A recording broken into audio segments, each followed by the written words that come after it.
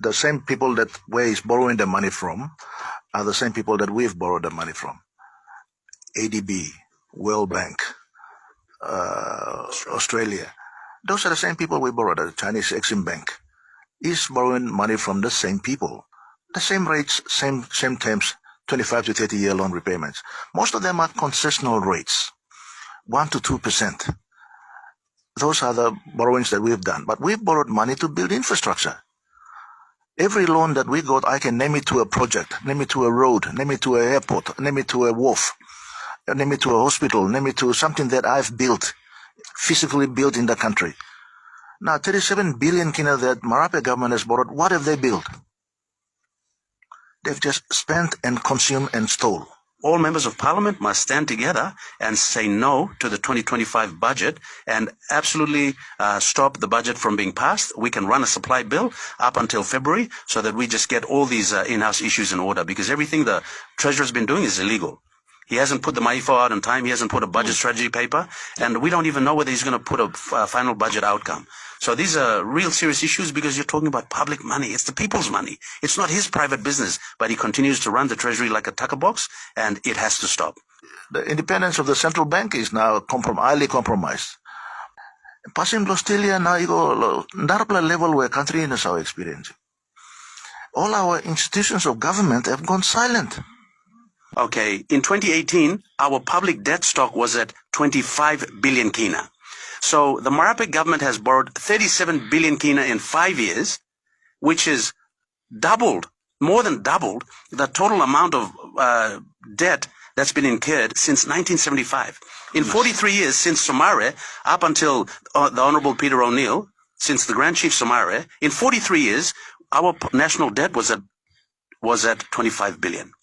And since Marape became Prime Minister, he has not only doubled, he's increased his debt to 37 billion. And what has he got to show for it? What the government needs to do is immediately cut back on spending. Revenue collections are at record levels. That means that we are receiving money, collecting money higher than what we have budgeted for. But we're still borrowing money. Why are we doing that? So this basket of goods that they're using to calculate headline inflation, it's quite deceptive because it doesn't accurately reflect what average Papua New Guineans are spending 100 kina on. When Somare was in government, when I was in government, we've never dealt with that evil organization. The track record around the world is known for destroying economies around the world. This Connect PNG program, for all listeners, it's a get-rich-quick money scheme concocted by the Marape government, which we consider to be a sinkhole because there's no return on investment, and it doesn't create an environment where everybody participates in the development of the country. There was no need for Prime Minister Marape to shut it down. It was just to satisfy his own ego, because he said Peter O'Neill did the Octedi deal and Octedi went smoothly. It can do better in program, which it didn't do better. When you look at the recent figures that were released by the Treasurer in the media Economic and Fiscal Outlook, the MAIFO 2024, he released this report 5 months late. This report was supposed to be released at the end of June, July at the latest, and these figures are quite deceptive. They paint an erroneous picture that the country's all right. He's predicted an inflation rate, headline inflation of 3.5%, but this doesn't reflect the cost of living crisis that the people of Papua New Guinea are currently experiencing. If you look at prices throughout the country, whether it's in the city, on the peri-urban parts of cities, in the rural districts, there's no regulation of prices. So ICCC isn't doing its job, and then they fall under the purview of the Treasury.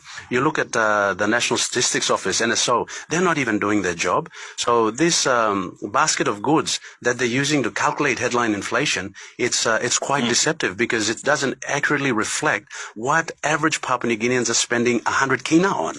So there's a cost of living crisis. We've lost the purchasing power of the kina. It's eroded because of year-on-year inflation. And if you look at wages haven't increased with respect to inflation. So our minimum wage rate is still 3 kina 50.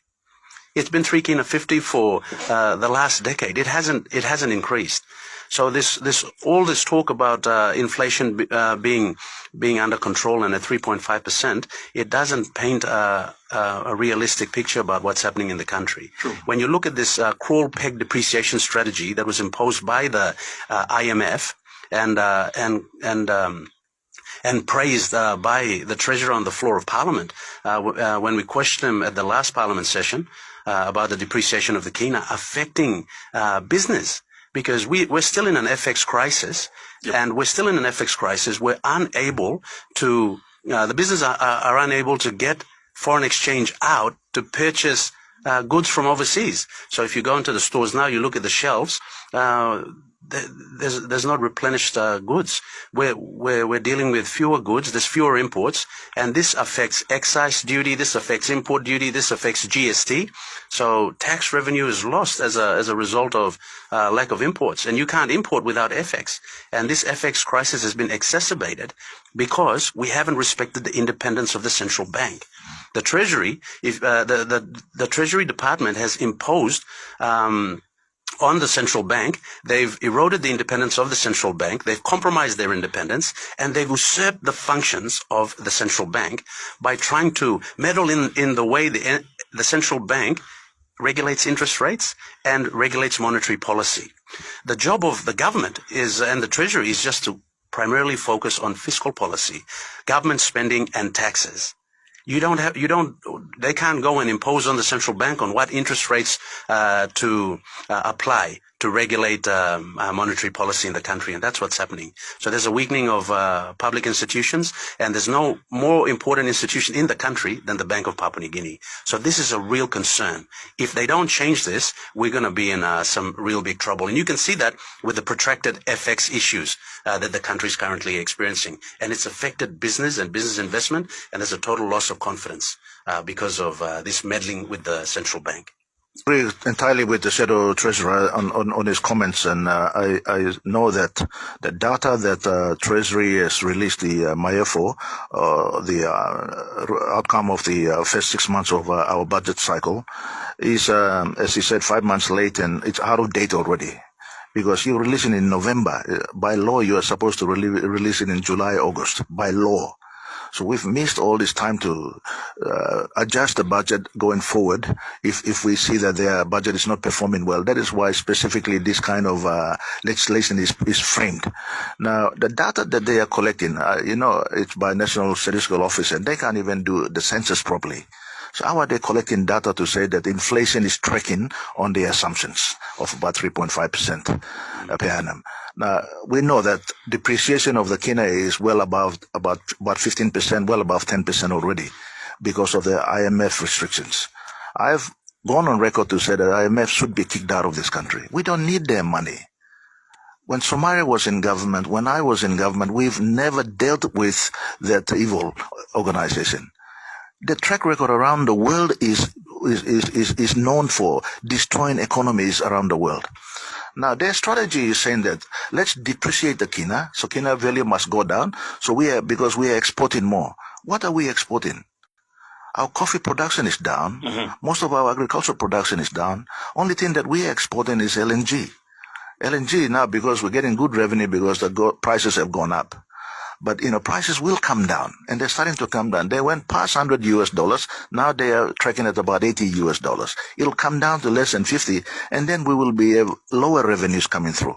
So all these factors in consideration, and particularly when Papua New Guinea is an import-based country where you have a lot of things that we consume every day for our living is imported. So that means we need currency and our kina to import all this from foreign suppliers. Now, when you depreciate the kina, that value of the depreciation passes on straightforward to those imports. So they add on to the price already that is already going up already. So as Secretary Treasurer said, minimum wages have not gone up. Prices of goods are going up. And as a result, you see the cost of living crisis that our people are facing is real. Many of them are having probably one meal a day. They're not having 3 meals